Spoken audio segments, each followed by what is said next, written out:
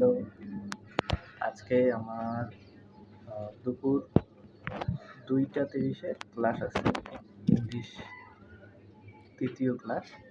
আর class শেষে দ্বিতীয় English ক্লাসের উপর একটা পরীক্ষা হবে 50 নম্বরের।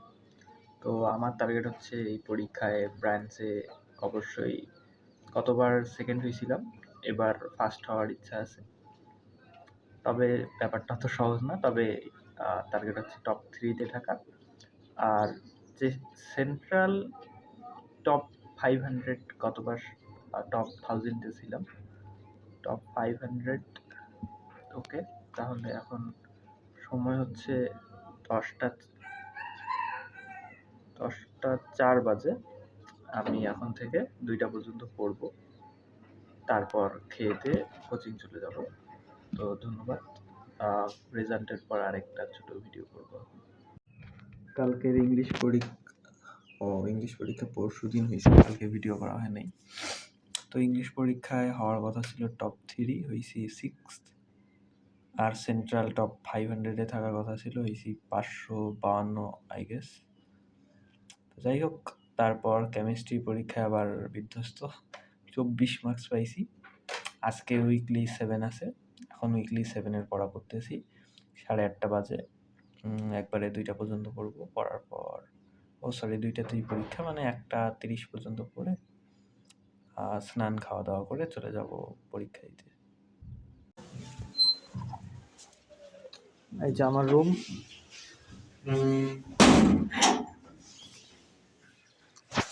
এখন আমি প্রস্তুতি নিচ্ছি ঢাকা ভার্সিটি খ ইউনিটের।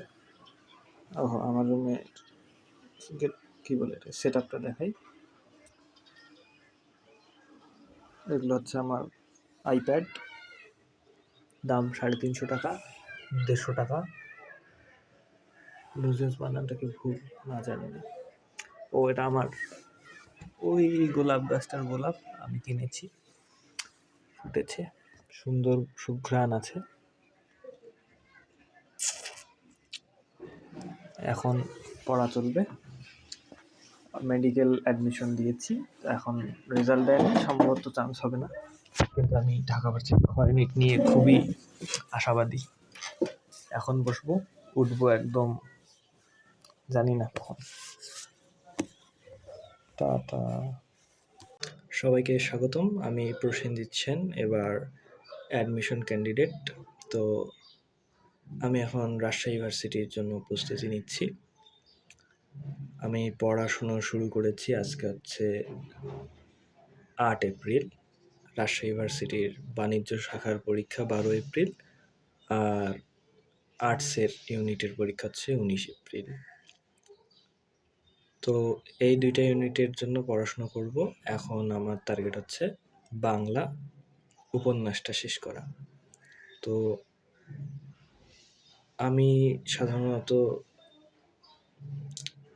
একাডেমিক বইগুলো তেমন পছন্দ করি না, একটু কম পড়ার চেষ্টা করি, কোনো রকম না পড়লেই নয়, যতটুকু ততটুকু। তো আজকে একটা চশমা পরে ভিডিও করছি, কারণ আমার চোখের সমস্যা না থাকলেও টপাররা সবসময় চশমা পরে, তাই আমিও চশমা নিয়েছি একটা।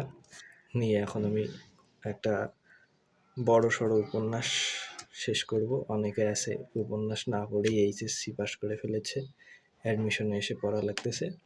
অসুবিধা নেই, আমি মোটামুটি 2-3 বার শেষ করছি উপন্যাসটা। এটা হচ্ছে চতুর্থবার শেষ করব। তো আমি কিছু মানে প্রথমে বলেছিলাম যে আমি একাডেমিক বই কম পড়ি।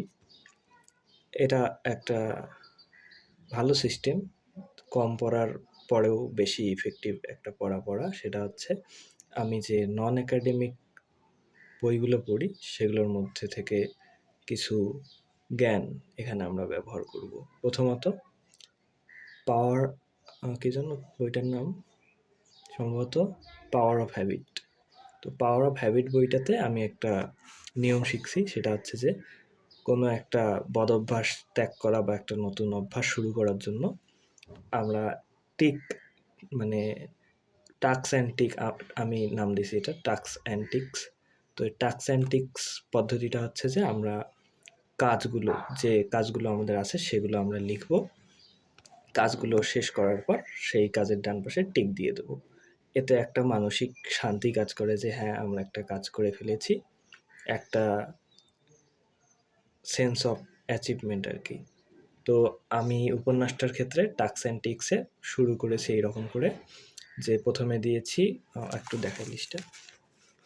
প্রথমে দিয়েছি ঔপন্যাসিক পরিচিতি, তারপর সাহিত্যের রূপশ্রেণী, উপন্যাসের উদ্ভব, উপন্যাসের শ্রেণীবিভাগ, তারপর বাংলা উপন্যাসের উদ্ভব ও বিকাশ, লাল সালুর প্রকাশ তথ্য, লাল সালুর সমাজ বাস্তবতা, তারপর চরিত্র সৃষ্টি। এই উপন্যাসের শুরুর দিকের আর কি বেসিক জ্ঞানগুলো এখানে ছিল। এখন উপন্যাসটা শুরু হয় ৭৫ পৃষ্ঠা থেকে ১৩৮ পৃষ্ঠা পর্যন্ত। আমি ১০ পৃষ্ঠা ১১ পৃষ্ঠা করে একটা ইউনিট বানিয়েছি। সেগুলোতেও একটা করে টিক দেওয়ার জায়গা রেখেছি। তো এই মেথডে আমরা করব কি, বিভিন্ন অংশ পড়া মাত্র সেই অংশটা শেষ হওয়ার পর টিক দেব। তারপর আমরা আমাদের কাজের অগ্রগতি কতদূর সেটা মনিটর করতে পারবো এবং একটা সেন্স অফ অ্যাচিভমেন্ট পাবো একটা অংশ শেষ করার পর।